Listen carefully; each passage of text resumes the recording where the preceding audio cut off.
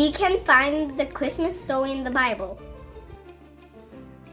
Today's reading comes from Luke chapter 2, verses 1 through 20.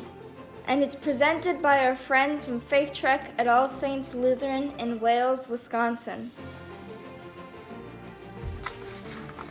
At that time, the Roman Emperor Augustus decreed that a census should be taken throughout the Roman Empire. Good. That means all people had to be counted so they could pay taxes. This was the first census taken when Quirinius was governor of Syria. Quirinius, that's a fun name. Now back to verse 3. All returned to their ancestral towns to register for this census.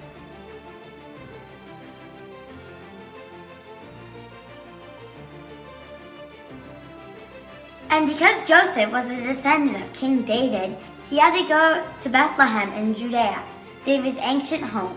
He traveled there from the village of Nazareth in Galilee.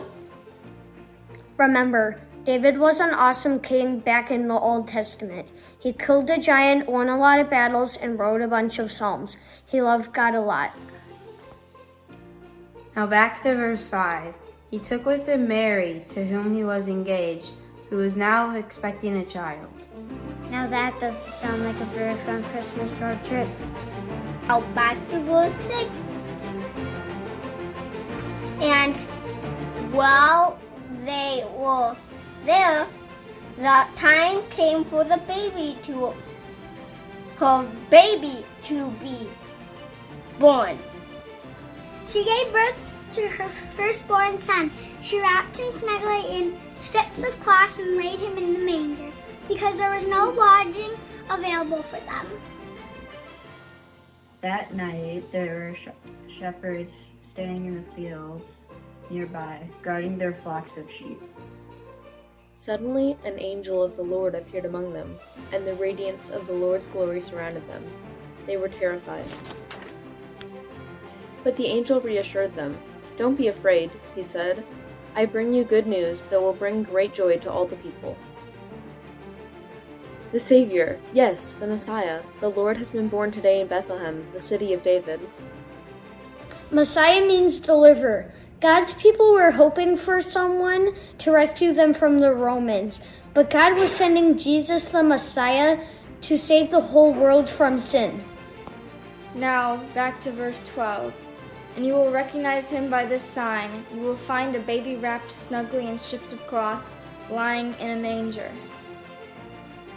Suddenly the angels were joined by a vast host of others, the armies of heaven, praising God and saying, Glory to God in highest heaven, and peace on earth to those with whom God is pleased. Now that's a Christmas choir that I like to hear. Back to verse 15. When the angels had returned to heaven, the shepherds said to each other, "Let's go to Bethlehem. Let's see this thing that has happened, which the Lord has told us about." They hurried to the village to find Mary and Joseph, and there was a baby lying in the manger. After seeing him, the shepherds told everyone what had happened and what the angel had said to them about this child. All who heard the shepherd's story were astonished. But Mary kept all these things in her heart and thought about them often. The shepherds went back to their flocks, glorifying and praising God for all they had heard and seen. It was just as the angel had told them. Wow, what a surprising way for the Messiah to be born! But it was all part of God's plan. You can read this story for yourself in Luke 2, verses 1 through 20. Then go and tell someone the good news that Jesus is born. He came for you.